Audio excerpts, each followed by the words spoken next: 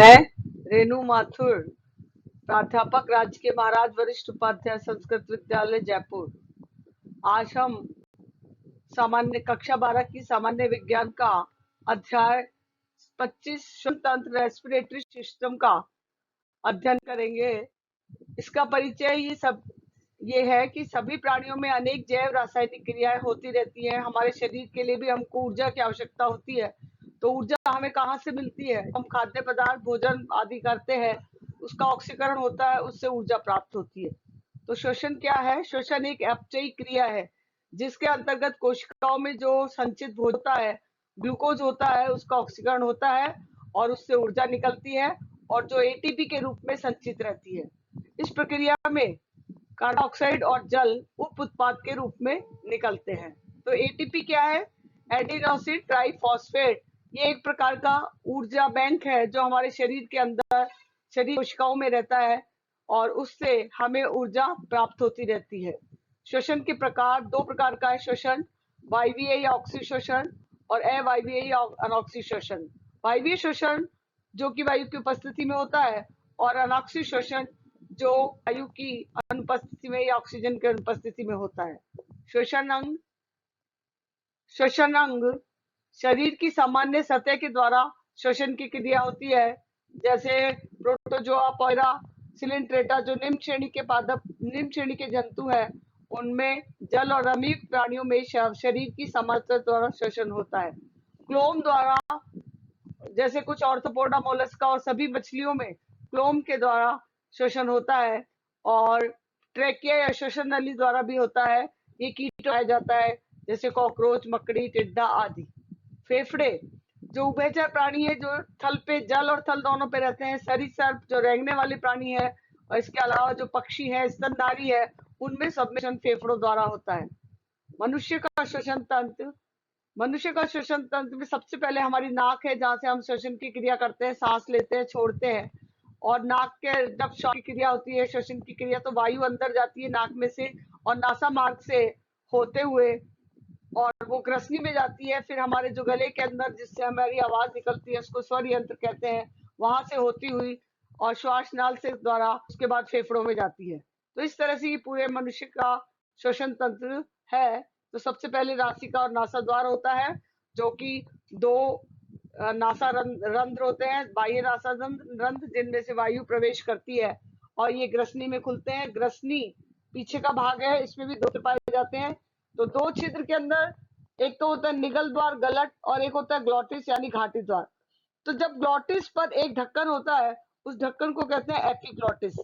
जब भोजन निगलते समय जब कंठ छद्म यानी गले का जो आवरण है, उस वो ग्लॉटिस को बंद कर देता है, जिससे भोजन सीधा गले द्वारा नाल में चला जाता है।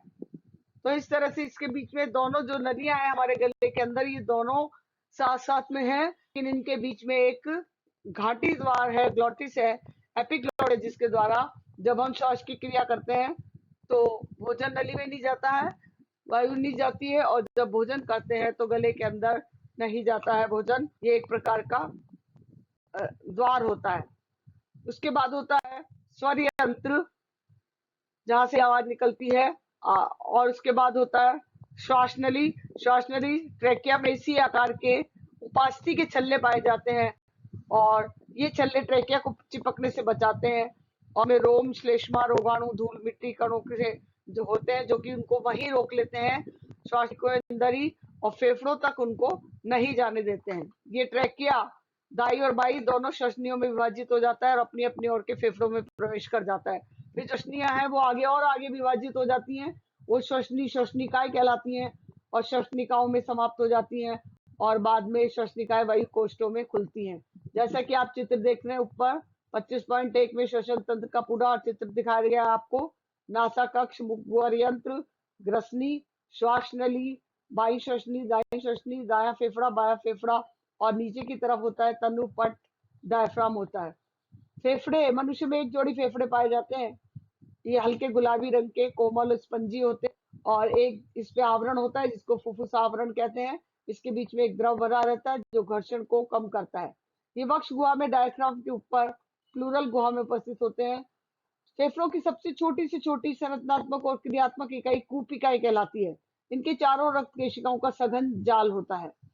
श्वसन को निम्न चरणों में समझा जा सकता है। फुफ्फुसीय संवर्धन, कूपिकाओं में गैसों का आदान प्रदान, रुधिर द्वारा ऑक्सीजन का परिवहन, रुधिर और ऊतकों के बीच ऑक्सीजन कार्बन डाइऑक्साइड का विसरण, अपचयी क्रियाओं के लिए कोशिकाओं द्वारा ऑक्सीजन का उपयोग, उसके फलस्वरूप कार्बन डाइऑक्साइड उत्पन्न होना, और छठा है रुधिर द्वारा कार्बन डाइऑक्साइड का परिवहन।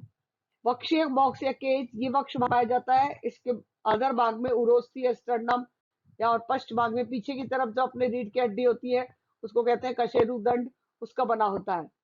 इसकी दोनों पार्श्व सतह पसलियों की बनी होती है। मनुष्य में 12 जोड़ी पसलियां होती है और ये क्रमागत पसलियों के बीच में एक जोड़ी बाह्य और अंतरापरशु पेशियां पाई जाती हैं। फुफ्फुसी संवातन, बाह्य श्वसन यानी कि हम सांस लेना और संवातन भी कहलाता है। ये एक भौतिक क्रिया है। तो ये दो प्रकार के भाग हैं, अंतः श्वसन यानी वायु का शरीर में प्रवेश करना, और निःश्वसन यानी कार्बन डाइऑक्साइड से भरपूर वायु का शरीर से बाहर निकलना। तो अंतः श्वसन में ऑक्सीजन युक्त वायु का फेफड़ों में प्रवेश करता है और ये तभी संभव होता है जब वायु का दाब वायुमंडल से कम होता है। इसके बाद सर्वोत्तम डायफ्राम के अधीय पेशियों में संकुचन होता है और डायफ्राम चपटा हो जाता है और उरोस्थी ऊपर की ओर और पसलियां बाहर की ओर उठ जाती हैं और गुहा का आयतन बढ़ जाता है। एक सक्रिय क्रिया है, इसमें ऊर्जा का व्यय होता है। तो वायुमार्ग से बाह्य नासा छिद्र, फिर मार्ग, अंतर नासा छिद्र, ग्रसनी, घाटी द्वार, श्वास नली, श्वसनिकाएं और वायु कूपिका वाहिनी, वायु कूपिकाएं। इस तरह से पूरा वायु मार्ग होता है जो हमारे शरीर के अंदर प्रवेश करता है। निःश्वसन यानी कार्बन डाइऑक्साइड युक्त वायु का शरीर से बाहर निकालना, इसको नियम कहते हैं। और ये भी अंतरापरशु पेशियों का शिथिलन होता है जिससे पसली और उरास्थी पुनः अपनी पूर्व स्थिति में आ जाती है और गुंबद के आकार का हो जाता है डायफ्राम। इस वक्षुआ का आयतन कम हो जाता है, फेफड़ों से वायु बाहर निकल जाती है। ये निष्क्रिय क्रिया है और इसमें ऊर्जा व्यय नहीं होती है। एक स्वस्थ मनुष्य 1 मिनट में 12 से 16 बार श्वसन की क्रिया करता है और इसका आकलन एक यंत्र होता है जिसमें स्पाइरोमीटर, उसकी सहायता से नापा जाता है। ऑक्सीजन का परिवहन, गैसों का परिवहन, जिसमें ऑक्सीजन जो है वो रुधिर प्लाज्मा के द्वारा लाल रुधिर कणिकाओं के द्वारा परिवहन होता है। इनका रुधिर के अंदर जो प्लाज्मा होता है उसमें ऑक्सीजन का 3% भाग होता है। लाल रुधिर कणिकाओं में ऑक्सीजन का 97% भाग होता है और ये लाल रक्त कणिकाएं आरबीसी हीमोग्लोबिन के साथ संयोग करके एक अस्थायी यौगिक बनाती है, ऑक्सी हीमोग्लोबिन।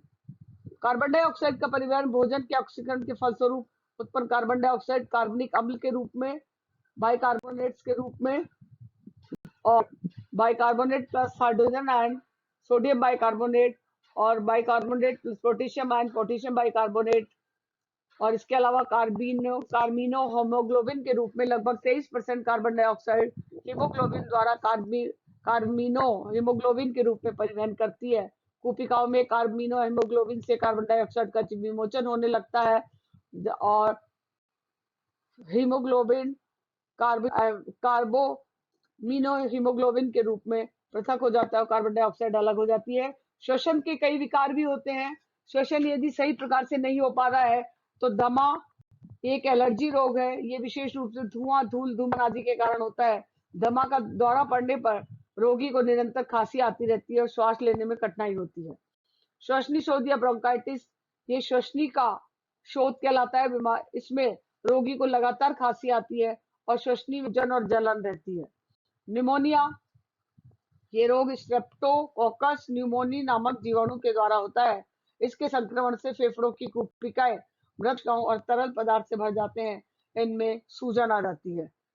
तो ये मुख्य रूप से श्वसन के विकार है, रोग है जो कि मानव के शरीर में होते हैं। जो श्वसन की क्रिया यदि सामान्य रूप से नहीं हो पाती है या कोई एलर्जी वगैरह हो जाती है धुआं धूल वगैरह से, तो उस व्यक्ति को इस प्रकार की बीमारी हो जाती है। महत्वपूर्ण बिंदु, श्वसनोपचायी क्रिया है जिसमें ग्लूकोज का ऑक्सीकरण होता है, ऊर्जा निकलती है। ये 2 प्रकार का है, ऑक्सी और अनऑक्सी। और विभिन्न प्रकार के वर्ग के जीवों में जैसे क्लोम, ट्रैकिया, शरीर की सामान्य सतह फेफड़ों के द्वारा श्वसन होता है। मनुष्य के श्वसन तंत्र में विभिन्न भागों के माध्यम से ये क्रिया होती है, फेफड़ों का बना होता है और 2 प्रकार के संवातन होते हैं, अंतः श्वसन और निःश्वसन। वायु के निरंतर आयतन को स्पाइरोमीटर की सहायता से नापा जाता है। ऑक्सीजन का परिवहन रुधिर के प्लाज्मा और लाल रुधिर कणिकाओं के द्वारा होता है और